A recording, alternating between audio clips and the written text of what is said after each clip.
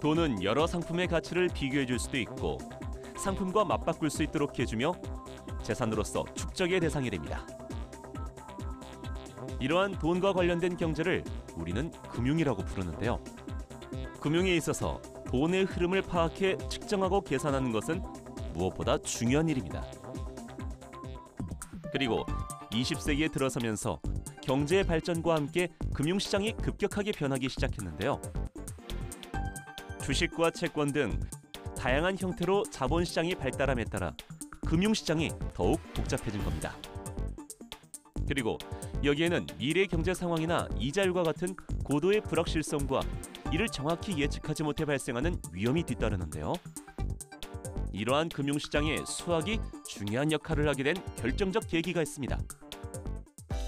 1970년대 초까지만 해도 금융 파생 상품의 가격을 결정하는 데 명확한 기준이 없어 거래가 활성화되지 못했는데요.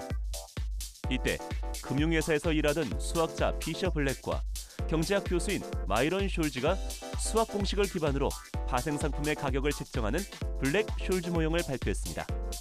편미분 방정식을 사용한 블랙 숄즈 모형은 경험과 직관에만 의존하던 파생 상품을 조금 더 객관적이고 과학적으로 가치 평가할 수 있게 되는데요. 덕분에 금융회사와 소비자가 파생 상품을 사고 파는 것에 대한 위험이 줄어들게 되면서 거래가 활발해졌고 금융시장도 폭발적으로 성장하기 시작한 겁니다. 이러한 공로는 이들에게 노벨 경제학상이라는 영광을 안겨줄 만큼 전 세계 금융시장에 큰 영향을 끼쳤습니다. 그리고 이때부터 수학의 논리력을 바탕으로 금융시장에서 필요로 하는 상품을 만들기 시작했는데요. 이때 리스크 관리가 가능하도록 미래를 예측할 수 있고 상품의 가격을 책정할 수 있는 금융수학이 떠오른 겁니다. 우리나라에서 주택저당증권, 즉 MBS의 약 90%를 발행하는 금융기업인 K사 또한 문제를 해결하기 위해 수학자를 찾았습니다. MBS는 주택정책에 영향을 미칠 만큼 주택금융시장에서 중요한 위치를 차지하고 있는데요. 이에 따라 신중하고 효과적으로 MBS 콜옵션의 가격 결정이 이루어져야 하는 겁니다. 사실 MBS 콜옵션 가격 결정이라는 게 이제 굉장히 이 금융회사에서 굉장히 과거로부터 현재까지 굉장히 중요한 과제였고요. 과거 몇 년 동안은 그냥 이런 MBS 콜옵션 가격을 결정을 하기 위해서는 그냥 어떤 데이터, 어떤 과거 데이터를 가지고 어떤 통계적인 방법, 단순한 통계적인 방법을 의존을 해가지고 결정을 해왔었는데요. 그런데 이제 사실 이런 데이터로부터 이런 이제 가격 결정하는 거는 많이 이제 한계가 있는 거죠. 그래서 어떻게 하면 이런 이제 그 MBS 콜옵션 가격 결정을 어떤 수학적으로, 그러니까 수학적으로 어떤 모델링을 해가지고 어떤 현상들을 이런 걸 가지고 수학적으로 모델링을 해서 이제 우리가 가격 결정을 할 수 있지 않을까. 그러면 더 편하지 않을까. 이에 리스크 부담이 적으면서도 모두에게 이익을 가져다 줄 수 있는 MBS 콜옵션의 가격 결정을 위해 수학적 모델링 연구가 시작된 겁니다. 먼저 MBS 콜옵션 가격 결정을 하기 위해선 다양한 변수들을 고려해야 하는데요. 특히 만기 이전에 빌린 돈을 갚는 조기 상환율, 거래 상대방이 계약을 이행할 수 없을 때 발생하는 손실인 신용 리스크, 그리고 이자율 등이 중요하게 작용합니다. 이러한 변수들은 시간에 따라 임의적으로 변동하기 때문에 수학적 방법을 사용해 모델링을 해야 하는 겁니다. 모든 현상들 자체는 이제 그 변화로 이루어지거든요. 시간에 따른 변화로 이루어지거든요. 근데 이런 시간에 따른 변화를 잘 우리가 자세하게 보면은 요거는 어떤 수학적인 원리가 들어갑니다. 시간에 따른 변화이기 때문에 요거는 미분의 개념이 사용이 되는 거죠. 확률 미분 방정식의 원리를 기초로 현재 MBS 콜옵션 가격 결정에 대한 수학적 모델을 세팅한 상태인데요. 이를 통해 문제를 성공적으로 풀어냈을 때 어떠한 효과를 기대할 수 있을까요? 먼저 효율적이고 정확한 가격 결정이 가능해지면서 금융시장에서 가장 중요한 금융 리스크를 최소화할 수 있습니다. 그리고 이를 바탕으로 금융시장에서 MBS 유통 활성화가 이루어지도록 뒷받침할 수 있게 됩니다. 사회가 변함에 따라 복잡해지는 금융상품의 구조. 이때 손해를 최소화하고 이익을 얻을 수 있는 상품을 만들기 위해 수학의 역할은 계속 확대될 것으로 예상됩니다. 금융과 수학이 만나 건전한 경제 발전에 기여하는 금융수학. 세상의 문제를 빠르고 정확하게 해결하는 힘. 바로 산업수학입니다.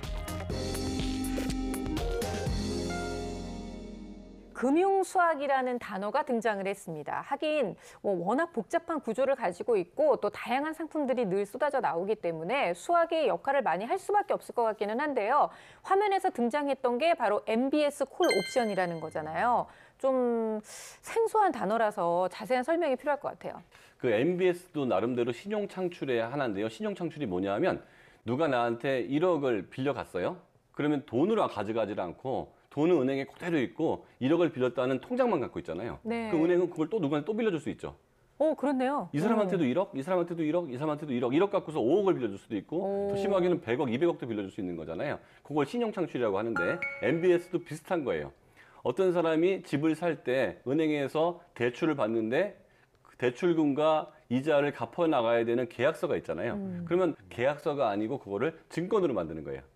그러면 10집에서 만약에 그 증권이 있으면 10개를 모아가지고 그걸 패키지로 해서 이걸 누구한테 파는 거를 MBS라고 하는데 여기서도 그러면 은행은 여기서 다 생긴 돈 말고도 훨씬 더 많은 돈들을 융통을 시킬 수 있다는 거죠. 네, 그렇군요. 그리고 이 MBS 콜 옵션의 가격을 결정하는 것도 역시 수학의 바탕을 두고 한 거고요. 네, 금융상품의 대부분이 불확실한 미래 가치를 현재 사고 팔면서 그 가격을 결정하는 것이 어렵습니다.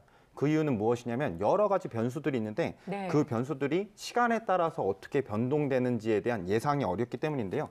지금 말씀하신 MBS 콜 옵션이라고 하는 것도 담보 가치라고 하는 것, 그 다음에 금리, 그 다음에 이자 환수율이라고 하는 여러 가지 변수들이 어떻게 변화될 것인가라는 거에 따라서 가격이 변동이 되는데요. 네. 이것들을 시간 변동에 따라서 그 변화율을 표현하는 것이 미분방정식이라고 할 수 있고요. 이렇게 미분방정식을 통해서 금융회사들이 가격에 대해서 안정적인 정보를 내놓다 보니까 투자자들이 가치 평가가 쉽고 정확하게 할 수 있게 되었고요. 네. 그래서 치명적인 손해가 일어나지 않겠구나라고 생각을 하게 돼서 금융 시장들이 엄청 크게 확대될 수 있었다는 거죠. 그렇군요. 아, 이제 제가 왜 그 재테크 하다가 망했는지 그 이유를 알 수 있었습니다.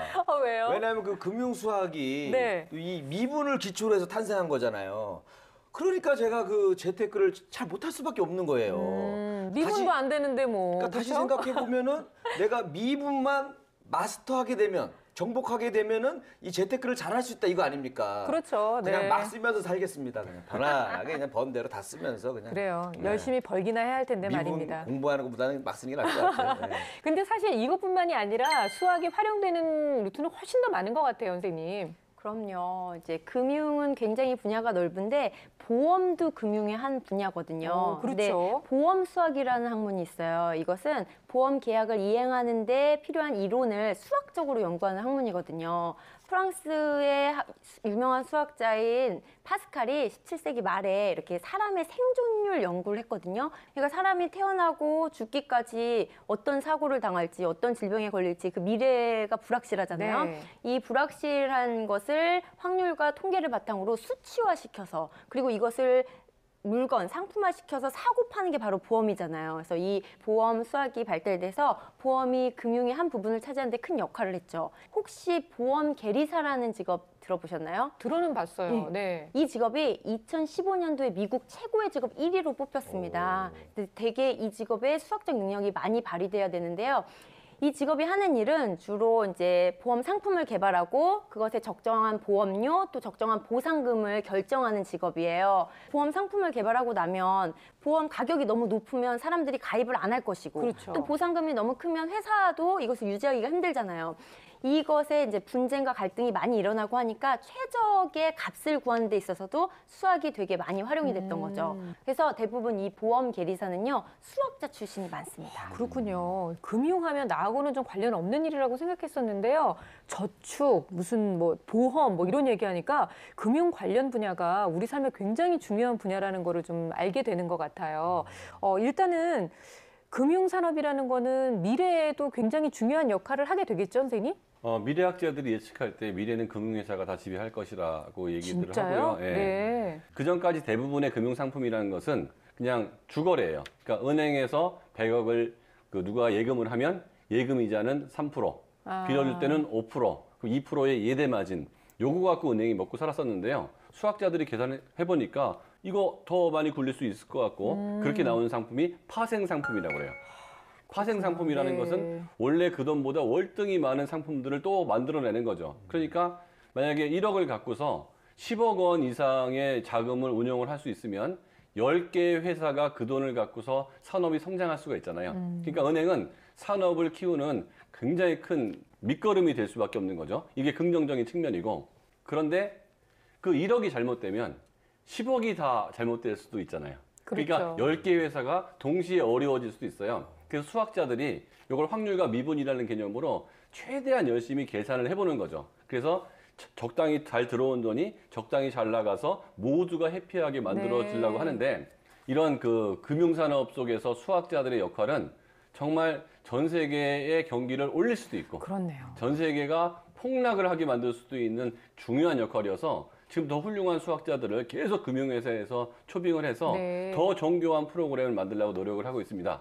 자, 그러면 수학을 한다는 거는 21세기의 그 금융산업, 특히 파생 상품에서 가장 핵심적인 역할을 하게 되는 거고, 우리 아이들 수학 왜 하냐고 그랬을 때 참 이렇게 너희들이 이런 일을 했을 때 정말 고소득을 누릴 수 있고 전 세계를 이렇게 풍요롭게 만들 수도 있고 잘못하면 망하게 할 수도 있는 굉장히 중요한 게 수학이다 할만하지 않겠습니까? 아니 뭐 세계 평화를 넘어서 세계 경제를 아우를 수 있는 그런 일을 할 수 있는 거잖아요. 그래서 이제 외국 같은 경우에 이거의 필요성을 느껴가지고 그 학교 초중고등학교 때 금융수학이라는 과목을 교과목에 넣기도 했고요.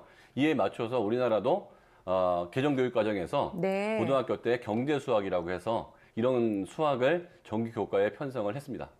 아, 제가 그 진작에 이 또 수닥이랑 인연이 돼가지고 출연했으면은 네. 10년 전에 그 재테크에 아픔이 없었을 텐데. 안타까워요. 빨리 이런 좋은 프로를 안 했던 제작진이 원망스럽습니다. 네. 여기 또 갑자기 제작진 탓을 하는 거예요. 좋은 프로는 빨리 했었어야죠. 지금이라도 늦지 않았어요. 돈 다 까먹었는데. 아, 근데 얘기를 들으면 들을수록 정말 수학이 활용되는 분야는 상상 이상이고 무궁무진하다는 거 다시 한번 깨닫게 됩니다. 자, 이렇게 놀라운 수학 이야기 저희 또 다음 주에 준비해서 오겠습니다. 오늘은 여기까지고요. 여러분들의 수학 고민 저희 게시판에 많이 올려주시기 바랍니다. 감사합니다.